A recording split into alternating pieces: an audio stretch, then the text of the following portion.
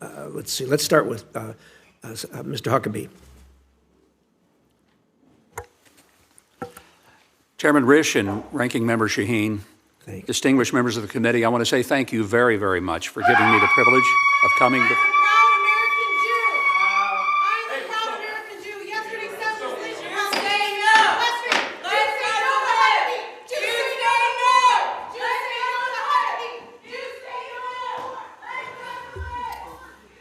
Sorry about that. Committee will come back to order, and Mr. Huckabee, please proceed.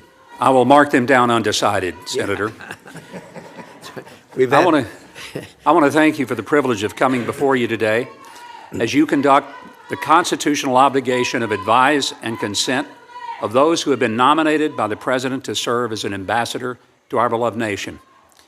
The founders recognized that Senate approval was not necessarily Senate agreement with the President, his policies, or even with those he selected to represent him. But the Senate affirms that those nominated be thoroughly examined to determine moral and legal fitness to serve. I'm aware that not everyone on this committee will agree with the President's policies or his personnel choices in his administration.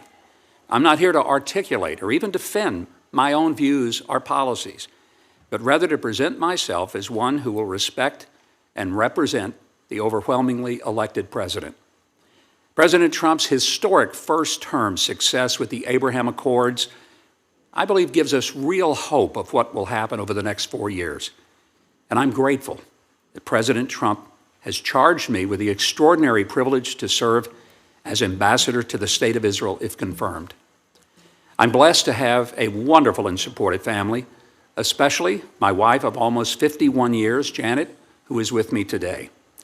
Now, I'm sure some of you are thinking, we look quite young to have been married 51 years, but we got married when we were 18.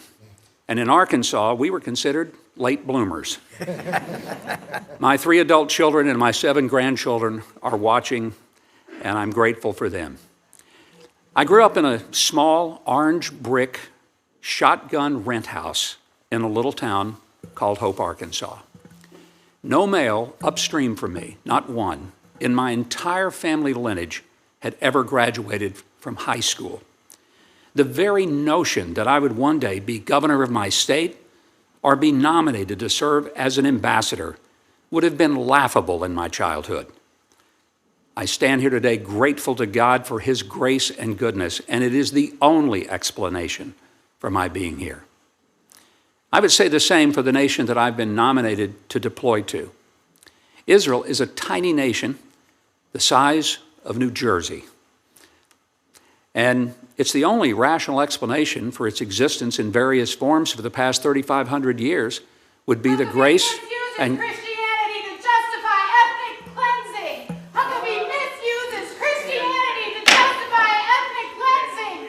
Free Palestine. Senators ask him about the endgame of Christian Zionism for Palestinians in Israel.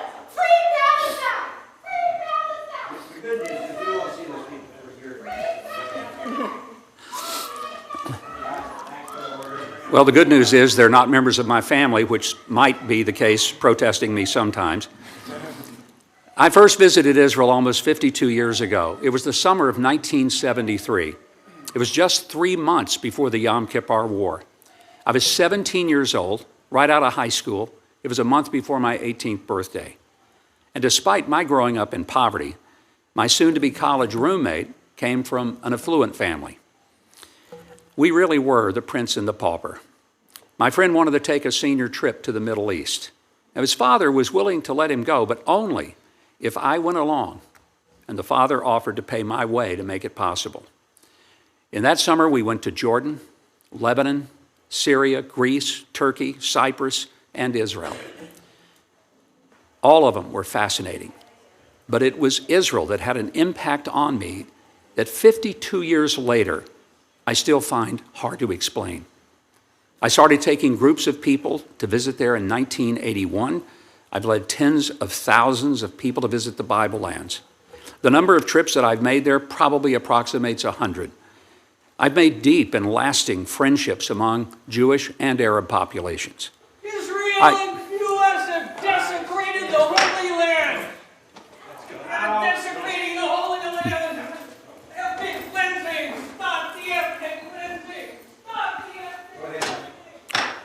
Thank you, Senator. I still believe it is the promised land. It's holy ground to Jews, Christians, and Muslims. Since 1948, when Israel was finally recognized as an independent Jewish state, it has always been under attack. The first nation to officially recognize Israel was the United States, when our President, Harry S. Truman, did so within minutes of it being constituted as an independent state. Israel faced an immediate war in 1948 from the nations that surrounded it. It had another one in 1956, 1967, 1973, and yet others in 1982, 1990, and 2014. The terrorist group Hamas launched an attack October the 7th of 2023 against innocent civilians, including pregnant women, elderly people, and even tiny and helpless babies. The impact of that massacre continues to this very day. The ongoing war and the situation with the hostages, including American citizens, makes this assignment urgent. This body acted with bipartisanship and great dispatch as a result of the October 7th massacre of Israeli citizens, when our most recent ambassador, Jack Lew, was nominated by President Biden. And that sense of urgency has not dimmed. That war still continues. And for that reason, I respectfully ask your thoughtful consideration for confirmation to become our nation's ambassador to the State of Israel. Thank you.